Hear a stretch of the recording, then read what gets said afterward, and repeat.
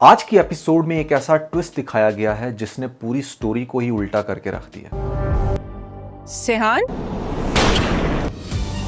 हमराही की एपिसोड 5 और 6 ने दिमाग को हिला के रख दिया। और सुबह मैंने अपनी माँ को दफनाया।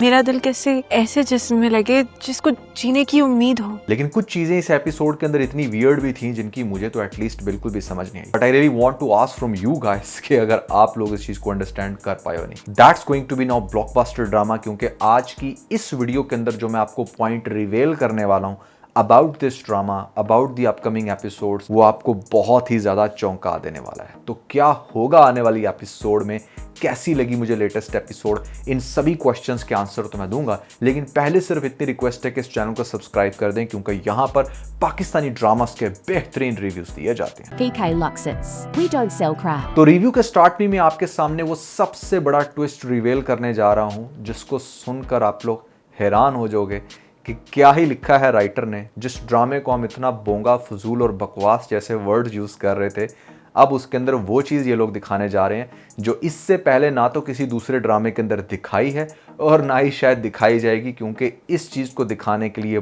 बहुत बड़ा हार्ट चाहिए। अगर आप थोड़ा सा गौर करें तो मैंने पिछले रिव्यू के अंदर एक बड़ी कमाल की चीज़ रिवेल की थी, वो ये कि इस ड्रामे के अंदर भैया हमारी एलिफ की एक और ट्विन सिस्टर है। अब उसका नाम भी रिवेल कर दिया गया है और नाम है उसका इल्हाम। हिलेरियसली उसका नाम इल्हाम है और यहाँ पर जिस तरह से हमारी एलिफ उस पर गुस्सा कर रही है, बंदा पूछे इल्हाम को क्या कोई इल्हाम होना था कि उसकी माँ ऐसे में पाकिस्तान में मर चुकी है, तो उसका अपनी बहन से वैसे नाराज़ होना बनता नहीं है ना। स्पेशली जहाँ पर आपकी लाइफ में इतना बड़ा सेटबैक आए, वहाँ पर आप नॉर्मल नाराज़गियों को एक साइड पे रख के सिर्फ अपना गम बयान कर रहे हो। तो अब सुनते जाएं वो ट्विस्ट क्या है, जिस ट्विस्ट को सुनने के लिए आप बेताब हैं। वो ट्विस्ट बेसिकली ये है कि आपने देखा कि यहाँ पर एलिफ की माँ का हार्ट का मसला था और किसी वजह से उसको कोई डोनर नहीं मिला और ऐसे में उसकी सारी आर्टरीज वगैरह बंद हो जाती हैं और उसकी माँ की फाइनली डेथ हो जाती है।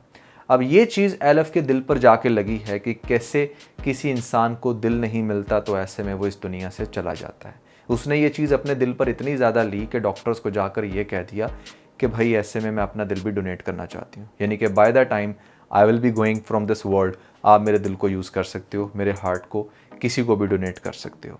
अब ये बड़ा रेयर केस है भाई, बंदा पूछे अगर तेरी मौत हो ही 70-80 साल की एज में तो तब कहाँ से ट्रेस करेंगे तो ये डॉक्टर्स, और क्या सिनेरियो बनेगा एग्जैक्टली। लेकिन इस ड्रामे के अंदर चूंकि इन लोगों ने वो सिनेरियो बनाना है तो इसलिए आपको ये सीन दिखाना। अब वो सिनेरियो क्या बनेगा आप ज़रा सुनते जाएं। देखें, आपको इस ड्रामे के अंदर ये जो लाला जी दिखाए हैं, जो ऐसे में भाई बना था मरियम का और अब उसकी बेटी को बहुत ही ज़्यादा इज्जत की निगाह से देखता है, उससे ये बात बिल्कुल भी बर्दाश्त नहीं हो रही कि किस तरीके से गाजी का बेटा उसकी बहन की बेटी के आगे पीछे है। उसको शायद ये लग रहा होगा कि शायद ये उसकी इज्जत लूटना चाहता है या व्हाटएवर, इसीलिए वो सयान को एक आंख नहीं भा रहा और आगे से मेरे ख्याल से शायद वो सयान के ऊपर भी अटैक करने का कह दे। अब जब सयान के ऊपर अटैक करने का कहेगा, जो कि आप टीज़र में देख भी सकते हो कि उसके ऊपर एक्चुअली में अटैक हुआ, तो यहाँ पर गोली लग जाएगी हमारी एलिफ को। अब देखें, एलिफ का और सयान का इससे पहले बड़ा गहरा कनेक्शन बन जाएगा। ये दोनों साथ में खाने पीना शुरू कर देंगे। एलिफ अपनी माँ के जाने के बाद अगर किसी के साथ सबसे ज़्यादा टाइम स्पेंड कर रही है तो वो सयान ही है, और दूसरी तरफ सयान की बहुत सारी इमोशनल फीलिंग्स उसके साथ जुड़ गई हैं। अब ऐसी कंडीशन में जहाँ पर वो बेचारी उसके ऊपर अटैक होता है तो फॉर्चुनेटली उसके शोल्डर पे गोली लगी होगी तो उसको ऐसा कोई प्रॉब्लम होने वाली नहीं है, बट फिर भी एक सर्टन लेवल पर उसके साथ प्रॉब्लम रहेगी। लेकिन जो सबसे बड़ी प्रॉब्लम बनेगी वो बनेगी हमारे सयान कैरेक्टर के साथ, यानी कि उसके साथ वो हार्ट वाला मामला पेश आएगा जो अभी तक आपको रिवेल नहीं किया गया। जब इसके साथ ये हार्ट वाला मामला पेश आएगा, जब वो अपने दिल पर हाथ रखकर समंदर के उस किनारे गिरेगा, तो वहाँ पर पता चलेगा कि बेचारा हॉस्पिटलाइज है और अब बारी होगी खिदमत करने की हमारी एलिफ की। एलिफ ने ये देख लिया कि जब उसकी माँ की डेथ हुई थी तो किस तरह से सयान उसके आगे पीछे था। अब जब यहाँ पर सयान के किसी मुश्किल में है और उसका भी मामला वही है दिल वाला, तो अब आप अगली बात मेरी समझ ही गए होंगे। जी बिल्कुल, आपने सही गेट किया कि वो हार्ट की उस कंडीशन में होगा जहाँ पर वो रिकवरी नहीं कर पा रहा होगा। डॉक्टर कह रहे होंगे कि भैया इसको भी हार्ट जो है वो ऐसे में प्लांट करना पड़ेगा, तब ही ये ज़िंदा बच पाएगा। तो एलिफ ने चूँकि ऑलरेडी ये कॉन्ट्रैक्ट कर लिया हुआ है डॉक्टर्स के साथ, तो हमारी एलिफ अपना हार्ट डोनेट कर देगी सयान को। जी बिल्कुल, आपने ठीक सुना। जब एलिफ अपना हार्ट सयान को डोनेट कर देगी तो रियल लाइफ में जैसे आप सिर्फ अल्फाजों में दूसरे को दिल देते हैं, इसने रियल लाइफ में अपना दिल निकाल कर दे दिया। तो ये वो सीन इस ड्रामे को इतना ज़्यादा इमोशनल बना देगा, आपकी आंखों से आंसू आएंगे, क्योंकि आप बिल्कुल भी नहीं चाह रहे होंगे कि एलिफ इस दुनिया से चली जाए, क्योंकि बेचारा उसके दिल के साथ क्या ही कर लेगा, आपको इंसान के साथ की ज़रूरत होती है।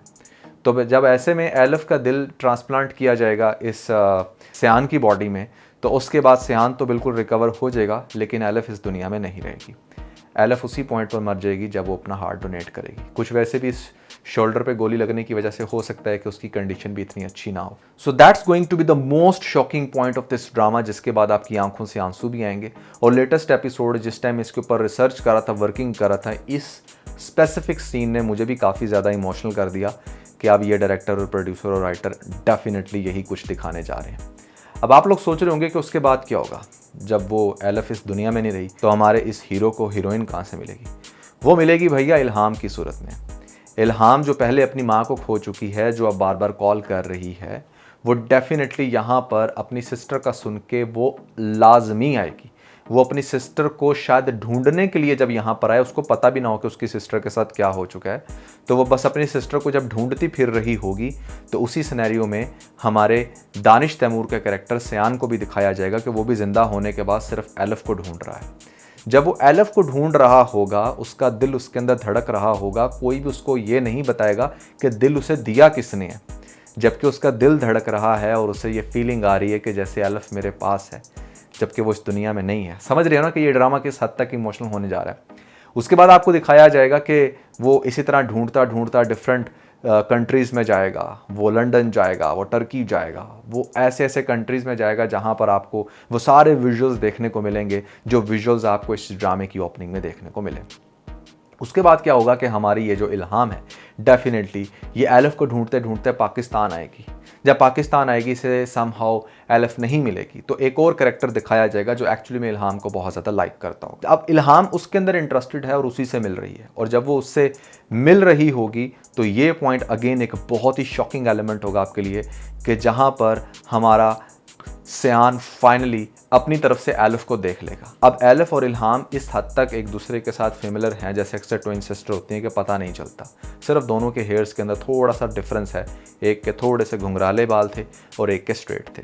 एलिफ के बाल स्ट्रेट थे, इसलिए शायद उसका ध्यान इस चीज़ पर ना जाए, लेकिन जो हमारी इल्हाम है वो थोड़ी सी एक्स्ट्रा मॉडर्न भी है, और प्लस वो जब उसको उसकी आंखों के सामने से इग्नोर करके जाएगी और जाकर हक करेगी उस दूसरे बंदे को, तो that will be very breaking point for सियान।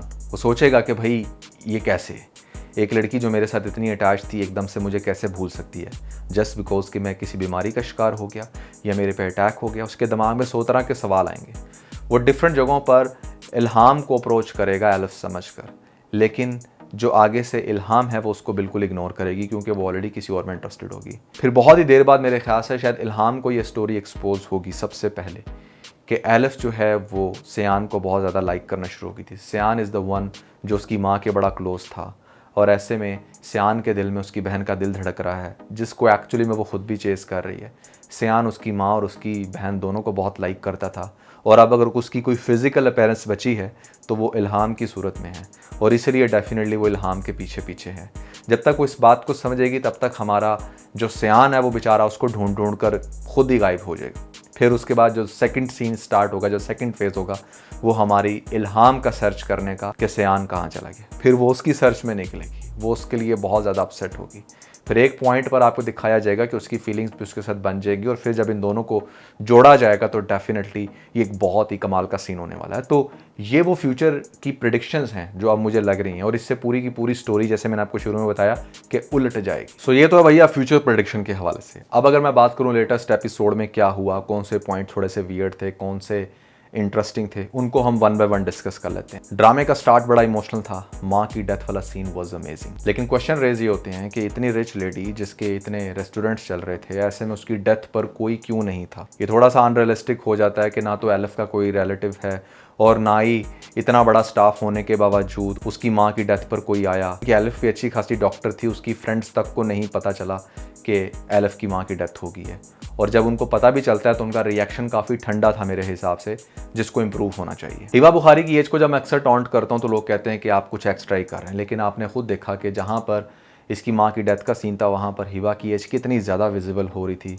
मेरे ख्याल से उसके डार्क सर्कल्स बहुत ज़्यादा प्रोमिनेंट होते हैं जिनको ठीक है अगर आपने कास्ट करना ही है तो मेकअप के ज़रिए ज़रा अच्छे से कवर करने की कोशिश करें, क्योंकि कुछ सीन्स में बहुत ज़्यादा विजिबल हो रहे हैं और कुछ सीन्स में लाइट और मेकअप ने बड़ा अच्छा कमाल किया है। तो यहाँ पर मेरे ख्याल से थोड़ी सी एडिटिंग की इंप्रूवमेंट की ज़रूरत है। अच्छी लॉजिकल पॉइंट्स थे जो कि हमें लेटेस्ट एपिसोड में देखने को मिले, वो ये कि भाई जहाँ पर अगर एक लड़की घर में अकेली है और उसकी माँ की डेथ हो गई है और बाकी भी सब ख़वातीन हैं वहाँ पर, तो कैसे कोई रैंडम स्ट्रेंजर जो है वो उनके दरमियान में जाके बैठ सकता है सियान की सूरत में। फिर कैसे कोई लड़की जिसकी अभी माँ की डेथ हुई है उसको डर भी लगता है, वो घर का दरवाज़ा खुला छोड़कर बैठी रहेगी और बार बार बाहर से जो है वो सियान आएगा। मैं पर्सनली समझता हूँ कि ठीक है, पावरफुल लोगों की एक अपनी अप्रोच होती है, लेकिन डॉक्टर, लॉयर्स और ख़ास तौर पे कुछ और ऐसी फील्ड के लोग हैं जो ऐसे अमीर लोगों से भी इतना डरते नहीं हैं, क्योंकि उन्हें पता है कि वो उनका अपना काम कर रहे हैं। लेकिन इस ड्रामे के अंदर जितने भी डॉक्टर्स को दिखाया जाता है सियान से डरते हुए, दैट लुक्स वेरी रिडिकुलस। अगर लेटेस्ट एपिसोड का मैं सबसे फनी सीन डिस्कस करूँ तो वो ये था कि जहाँ पर हमारा जो सियान है वो चंदा को ये कह रहा होता है कि कब कौन कहाँ चला जाता है इस दुनिया से पता नहीं चलता, और चंदा दूसरी तरफ ये कह रही होती है कि सिर्फ पाँव पर मोची तो आई है। अरे बीवी, वो तेरी बात हमेशा नहीं कर रहा होगा। ऑब्वियसली अगर उसने तुझे इतनी राम कहानी सुनाई है मरियम की लेकर, थोड़ी सी तुझे सेंस यूज़ करनी चाहिए कि एक्चुअली में he is talking about Maryam. Siyan के फादर का कैरेक्टर मुझे बड़ा मज़े का लगता है, चाहे वो जिस हद तक मर्जी टॉक्सिक है या फिर ऐसे में विलन ही सही, लेकिन अपने बेटे से मोहब्बत करता है। और ये चीज़ इस ड्रामे के अंदर एक बड़ी अजीब सी वाइब्स देती हैं। वो सिर्फ ऑल टुगेदर अपने बेटे के अगेंस्ट नहीं है, इसीलिए हम ये इमेजिन कर सकते हैं कि फ्यूचर में ऐसा बहुत कुछ होगा जो आपको हिला कर रख देगा। इस ड्रामे के अंदर एक सीन मुझे बड़ा इंटरेस्टिंग लगता है, वो ये कि जिस टाइम हमारी जो एलिफ है वो जाती है कब्रिस्तान में, और वैसे वो ये कहती है कि मैं अक्सर डरा करती थी कब्रिस्तान में कभी अकेली नहीं खड़ी हो सकती, लेकिन अब मुझे डर नहीं लगता क्योंकि यहाँ पर मेरी माँ है। And this is very relatable scene के जहाँ पर जब आपको बहुत ज़्यादा डर लगता है कब्रिस्तान से, आप कभी गौर करना जब आपके किसी अपने की डेथ होती है और उसकी वहाँ पर कब्र हो, तो आपको उस कब्रिस्तान में रात गुजारने में भी प्रॉब्लम नहीं होगी। ये इमोशंस की एक ऐसी पावर है जो आपको मिलती है उन रिलेशन से जो आपके बहुत क्लोज होते हैं। इसीलिए प्रैक्टिकली आपको कभी भी डरना ही नहीं चाहिए, क्योंकि डर सिर्फ इमोशंस की एक अलग ही दास्तान है। लाला का जो करैक्टर है जो अभी तक बड़ा अजीब दिख रहा था, अब वो आगे जाके सबसे ज़्यादा टेंशन क्रिएट करेगा, क्योंकि मरियम का वो मुंह बोला खुद से भाई बन जाता है और ऐसे में उसकी बेटी को अपनी बेटी भी बना लेता है। अब उसकी कोशिश ये है कि जो हमारा सियान है वो बिल्कुल भी एलिफ के पास ना आए। अब अगर एलिफ इस दुनिया से चली भी जाएगी तो वो उसको शायद आगे से इल्हाम के पास भी ना आने दे ये मेरी प्रेडिक्शन है। लेकिन अगर देखा जाए तो लाला का कैरेक्टर भी इवेंचुअली कोई बुरा कैरेक्टर नहीं है। इस ड्रामे के अंदर जो विलन भी दिखाया है ना, वो इतने बुरे नहीं हैं। जैसे लाला इज़ ऑल्सो डूइंग दिस दुश्मनी फॉर अ रीज़न, कि उसकी बहन के साथ सियान के बाप गाजी ने गलत किया, जिसकी वजह से उसकी बहन ने खुदकुशी की, और अब वो उसके दिल में जो गम है वो इतना गहरा हो चुका है कि उसी के चलते वो ये सब कुछ कर रहा है। 12 लेटेस्ट एपिसोड का जो टीज़र है वो बहुत ही ज़्यादा इंटरेस्टिंग, क्योंकि अब फाइनली पहले हमला हुआ है हमारी एलिफ पे, और ये चीज़ इमोशनली बहुत बुरे तरीके से ब्रेक करने वाली है हमारे सियान को। सियान का लव एलिफ के लिए बहुत ज़्यादा बढ़ जाएगा, और फिर आगे से वही हार्ट वाली प्रेडिक्शन जो मैंने आप लोगों को दी है इतना पहले कि भाई ये होने जा रहा है इस ड्रामे के अंदर। आई एम श्योर कि इससे कोई स्पॉइलर तो नहीं आपको मिला होगा। इनफैक्ट इस ड्रामे के अंदर मज़ीद इंटरेस्ट बढ़ा ही होगा कि भाई कैसे हमारा जो सियान है वो एलिफ के पीछे पागल और रियल में अपना दिल एक लड़की कैसे एक लड़के को दे सकती है। That is the most interesting part of this drama Hamrahi. और मेरे ख्याल से आफ्टर माई दिस प्रेडिक्शन ये ड्रामा मेरे लिए भी ज़्यादा इंटरेस्टिंग हो चुका है, जिसको मैं पहली 3 एपिसोड्स में देखने के बाद बार बार बोर का लकाब दे चुका हूँ। तो कैसी लगी आपको भैया ये प्रेडिक्शन, और कैसी लगी आपको लेटेस्ट 2 एपिसोड्स 5 और 6? आपने मुझे कमेंट्स के अंदर ज़रूर बताना है, और ये भी बताना है कि क्या वाकई ऐसा एलिफ कुछ करने जा रही है या नहीं। क्या उसका हार्ट आगे से ट्रांसप्लांट हो जाएगा हमारे सियान में? क्या आपको लगता है कि कुछ ऐसा होगा या फिर कुछ और? कमेंट्स में ज़रूर बताइएगा। इसके अलावा अगर आप लोगों ने मेरा लेटेस्ट रिव्यू नहीं देखा जिसके अंदर बहुत ही कमाल की डिस्कशन है, तो ऊपर आपको लिंक मिल जाएगा, जल्दी इस लिंक पर क्लिक करके देख के अपना फीडबैक मुझे ज़रूर दीजिए।